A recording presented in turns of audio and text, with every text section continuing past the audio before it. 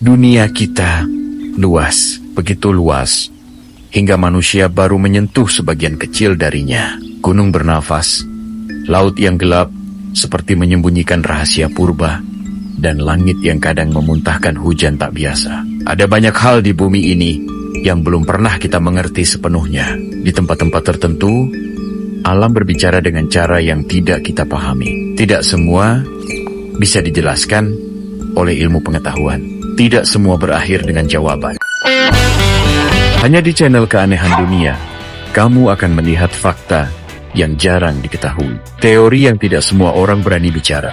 Anomali yang menantang logika manusia. Dan misteri yang terkubur dalam sejarah bumi hingga sekarang. Selamat datang di Keanehan Dunia. Di balik tirai dunia yang terlihat normal, ada proyek-proyek yang tidak pernah masuk berita. Salah satunya disebut Project Seraphim. Nama yang indah untuk sesuatu yang mungkin paling gelap yang pernah dicoba manusia. Kata Seraphim diambil dari makhluk cahaya dalam mitologi kuno. Seolah proyek ini ingin menembus batas yang sama tingginya dengan langit. Proyek Seraphim bukan penelitian biasa.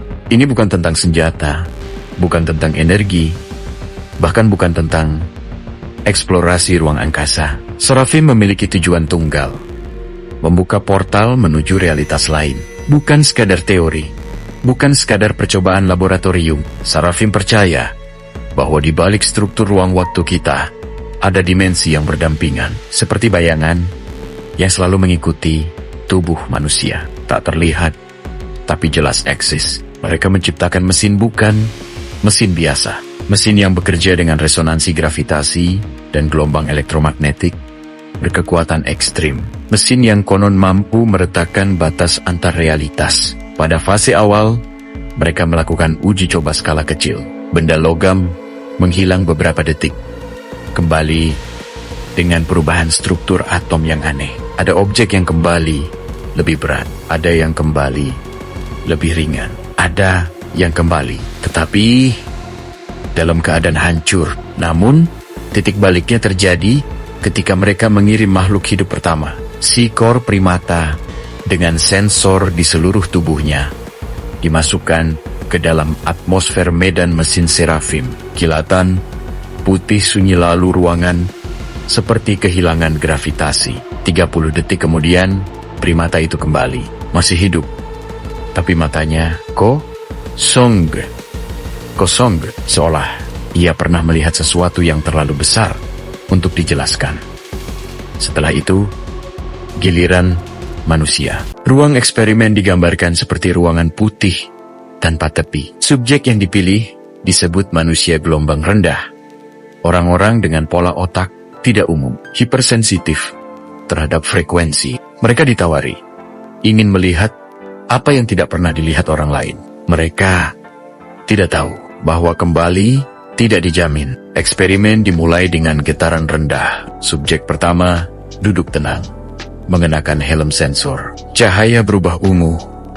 Ruangan mulai terasa lebih dingin. Laporan teknisi menyebut bayangan subjek menjadi ganda. Dalam 10 detik berikutnya, monitor memutus sinyal otak, dan subjek itu hilang, lenyap. Seolah realitas berhenti menahan keberadaannya. Satu-satunya yang tersisa hanyalah suara gumaman pelan di speaker. Aku melihat kalian dari sini. Setelah itu, hening. Tidak semua subjek menghilang.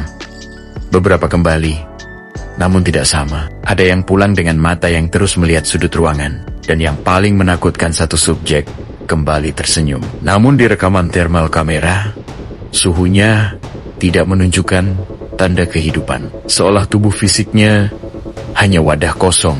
Ia hanya berkata, "Jangan buka lebih besar." Mereka melihat kita. Lalu ia diam.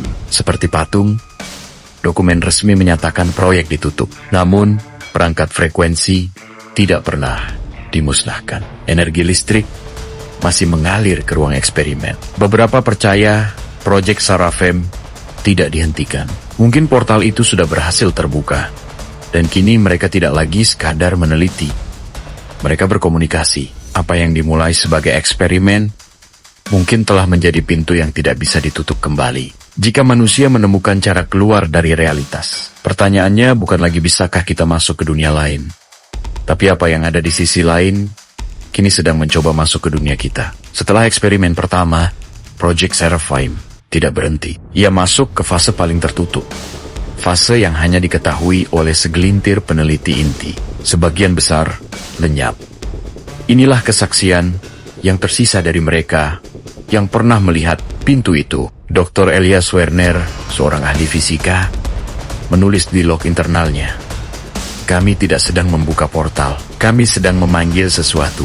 Catatan terakhirnya berbunyi, kami bukan penjelajah. Kami adalah pemanggil. Setelah itu, ia menghilang dari ruangannya yang terkunci. Hanya menyisakan bau ozon. Lalu ada DR, Mara Ilianova, seorang psikolog yang hilang selama 2 tahun dan tiba-tiba muncul kembali tanpa menua sedikit pun. Dalam rekaman yang bocor, dia berkata, ada tempat di balik itu. Setiap suara terasa seperti dipikirkan oleh ribuan pikiran sekaligus. Ketika ditanya apa yang ia lihat, ia menjawab, mereka tidak punya wajah sampai mereka meminjam wajah kita. Data resmi menyatakan proyek dihentikan.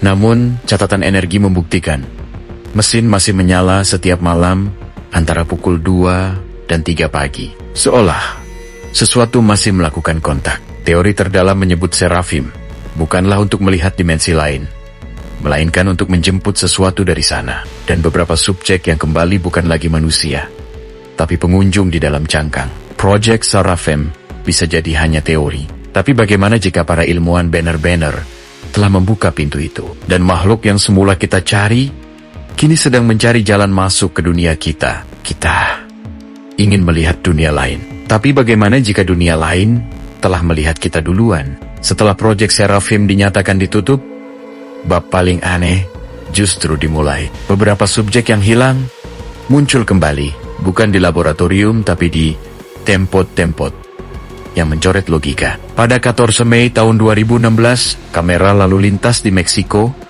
menangkap sebuah fenomena. Di jalanan yang kosong, seorang pria tiba-tiba berdiri di tengah jalan, seolah ia dipasang di realitas. Itu subjek 23. Hilang 3 tahun sebelumnya. Ia hanya berbisik, aku kembali terlalu cepat. Lalu ada subjek 07. Ditemukan di tengah gurun Namibia, lebih dari 12.000 kilometer dari tempatnya hilang. Ia tidak kelaparan, tidak kehausan. Jawabannya hanya satu kalimat, aku tidak berjalan.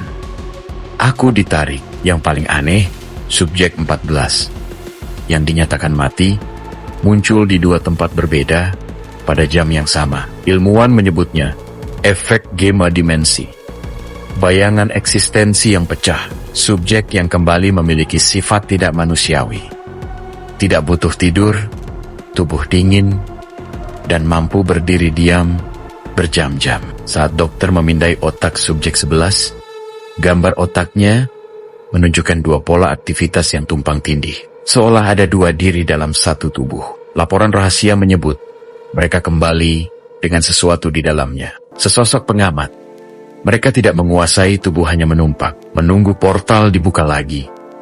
Jika benar, itu berarti subjek yang kembali bukan lagi manusia, melainkan kontainer dimensi lain.